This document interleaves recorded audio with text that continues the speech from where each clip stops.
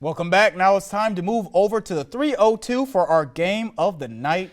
Yeah, that's right. These are our third and fourth ranked teams in the Henlopen Conference. It was homecoming night up there at the Castle as the Golden Knights of Sussex Central trying to impeach those Dover Senators. All right, Central up 7-0, and the defense was sensational. Will Harmon steps in front of this pass, and there he goes down the sideline. That sets up a short goal line run by Patrick Henry, and Central leading 14-0 in this one as the Knights on third and long right here going down the field. TJ Morris picked off by Tyron Abrams. And that's about as good as Dover could hope for, or Central could hope for, because that interception backs the Senators up to their own 2. And the Central defense gets a ton of credit tonight. Andrew Long with the sack. Naheem Cosme had all sorts of issues all night long. Here's a completed pass, but there's Will Harmon. What a hit. That's a freshman. He was doing his thing. Everyone was fired up after that hit. Absolutely, and they should be. Central showing their physicality in the end. The Knights go on to win this one 21-0, moving to 5-1, and they snap Dover's 5-game winning streak. This was definitely the Henlopen game of the night for the great reason. It was a really impressive game by Central. Easily their best win of the year and probably their most impressive game of the year that they've played top to bottom on both sides of the football.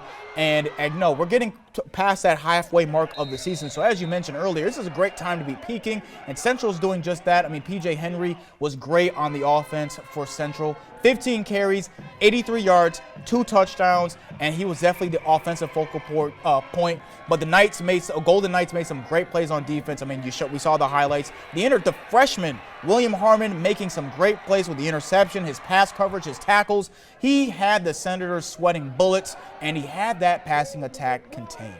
Yeah, like you said, this might be the best performance that we've seen out of Central all season long. The Golden Knights did everything well tonight. On offense, control the line of scrimmage, and they let that three-headed monster go to work.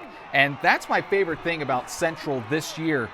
Is Patrick Henry, the explosive back that gets most of the workload. Then you've got Andrew Long, who's a great number 2 back for them, who can, spell Patrick Henry here and there. Yep. But Malik Bell is that bruising running back that I feel any team needs when you need yards on short downage plays, third and short, 3rd and 2. Give it to Malik Bell, and he's able to punish his way through for a few yards. And this backfield, and especially when you're trying to get more first downs at the end of the game to run that clock down, Yep. He's the guy you go to. Move those chains. You got to move those chains. You need a bruiser that can do that for you. Yeah, exactly. And this backfield reminds me of that 2020 team that went on to win the state title that had Philip Stratton and Deion Stevens. And one more thing. That defensive front was absolutely outstanding tonight. The quarterback, Cosme, had hardly any time to throw the ball. Yep. Getting pressure with a 3-man rush at times during this game. Those defensive ends, they were the keys to the game. Andre Shepard and Kyle Custis, they were the keys to victory tonight. And then the second that he could make a pass, I mean, Harmon was out there in the secondary laying guys out and putting in a lot of pressure. So, I mean, Central. And he's just a freshman, man. A freshman. That kid's good. We're going to be hearing a lot from him in the next couple years. But, yeah, I think that Central showing a complete dominance top to bottom. Now, let's move on to some other games in the Henlopen.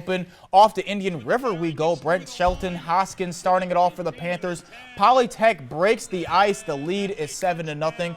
But here comes Indian River. Ashton Stevens breaking free. And this man would not be denied the touchdown. Touchdown, Indian River. Extra point is good. We're tied at 7. And let's get some respect to IR's defense now. Amir Jenkins on the carry. Hayden Hall is there. Big hit by Hall. Talk about bruising. Wow, laid him out. The Panthers break through just before the half. Isaac Balcrack drops back and and he avoids tackles and airs this one out downfield, and he finds Bruce Nyandimo in the back of the end zone. Incredible catch by the Panthers. IR would end up taking this one. What a really great game. It was close, but they won 28-21. And First State Military Academy hosting Seaford, and Ekandre Matthews flies in for the interception right there.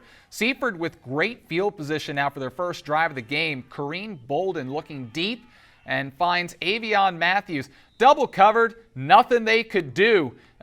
Seaford up 7-0 after that one. He might be the best wide receiver in the Henlopen. And that's saying something. Yeah. Bolden would be looking for more this time. Finds Ekandre Matthews once again. Seaford up 14-0 in the first.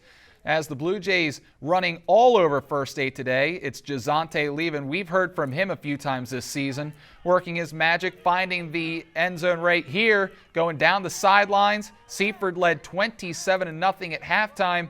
Don't have a final score from this one, but gotta assume that Seaford went on to win this one big. You see that speed right there by Levin. He's a track runner as well, and he definitely showed it right there. Now, for the rest of the games in the Henlopen, Morgan-Haler wins over, they lose to Smyrna 42-20. Cape Henlopen beats Cesar Rodney 41-13, and Caravel beats Woodbridge 28-16. This was definitely one of the toughest seasons for Woodbridge in recent memory. Now, I want to say this, Smyrna winning easily over Mergenthaler, but Mergenthaler was the defending champions from one of the districts in Maryland, and one of their teammates passed away last year due to an on-field injury and a head injury, and lost another teammate on the first day of school this year when they were murdered outside of the school. So that team has been through so much, and our hearts go out to those kids over at Mergenthaler. That is definitely tragic. But yeah, going back to the rest of the games, and we're talking about the Henlopen, Brandon, I think once again the Blue Jays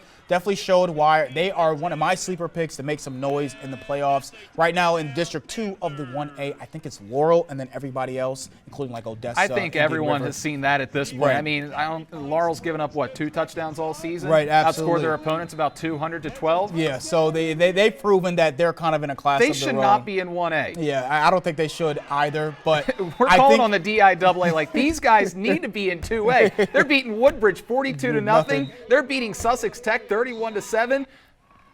Nothing. Hey, behind they're gonna reevaluate that later this year, I believe. They absolutely should. But I think in the meantime, while they're still in the 1A, I think Seaford has the ability to challenge them. I think, everybody else that I mentioned besides Laurel, I think Seaford's at the front of the line of that everybody else. I think it's them, Indian River, and Odessa in from the that Henlopen, that is. But I would like to see Laurel and St.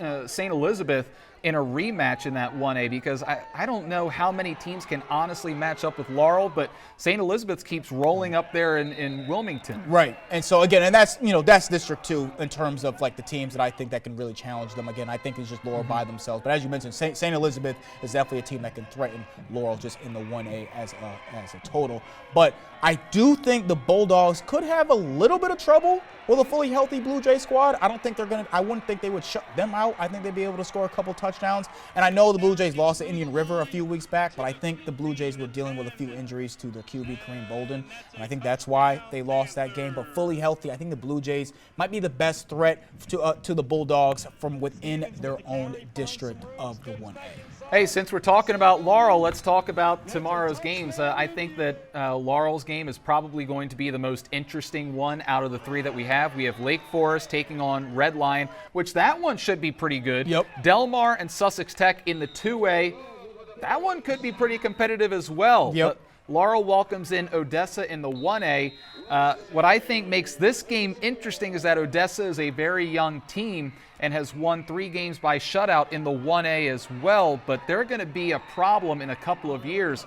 We'll see how well they compete against Laurel, and if they get blown out, then Laurel is just that much better than everyone else in 1A. But Lake Forest and Red Lion's made some noise this year. Yep. Lake Forest is trying to make their way in that 2A3 district. So that should be a fun game to watch as well tomorrow. We'll have those highlights for you tomorrow night at 10 and 11 on 47 ABC. Absolutely. Now, when we come back, we'll have your weekend forecast for weather. Stay tuned. My name is Mike Judy, head coach at Smyrna High School, and you're watching Delmarva Sports Insider.